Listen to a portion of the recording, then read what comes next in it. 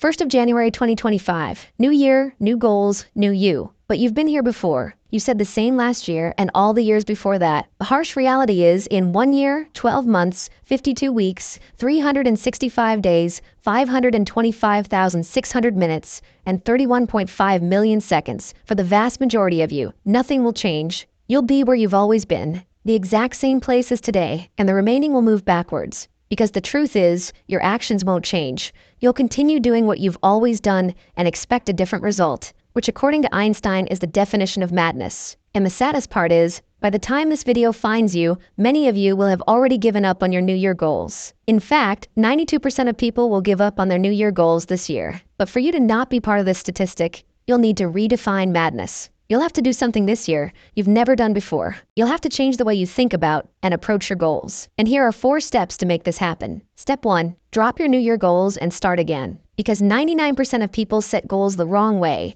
meaning the odds are already stacked against you from the very beginning. So it's not a question of if you will fail. The question is, when will you fail? And that's because annual goals are ineffective for 2 reasons. Firstly, an annual timeline is too long and kind of irrelevant for most goals. Who decided that all your goals need 12 months to complete? Secondly, it creates no sense of urgency, as you've got the whole year to achieve your goal. So in theory, you could start in December and just sit around all year. So what's the red pill? How should we set goals to maximize our chances of success? Step 2, the better way to set goals. The timeline of a goal should be short enough to create some sense of urgency, but long enough to make meaningful progress. And this is where the 12-week year comes in. All big companies have an annual plan which sets the direction, but the more important metric is their quarterly performance. This allows them to regularly track progress and course correct should things go off track. Your annual goal is just the compass, but your 12-week goal is the map which moves you in the right direction. Step 3, be smart. Pick your biggest goal of the year. Now break it down into 4 mini goals, 1 for each quarter. The most important thing, make your goals action-based and not results-based. Again, a common mistake 99% of people make. For example, if my goal was to get to 100K subs on YouTube by the end of the year, that would be kind of a dumb goal because it's not in my control. A more effective goal would be action-based. For example, by the end of the year, I will create 36 videos. That's 9 videos every quarter. 3 videos a month and 1 video every 10 days. This is specific, measurable, actionable, realistic, and time-bound. I don't know about you, but that sounds pretty smart to me. Another example is getting into shape. An ineffective goal would be, I want to lose 10 pounds by the end of the year. However, a smart goal would be,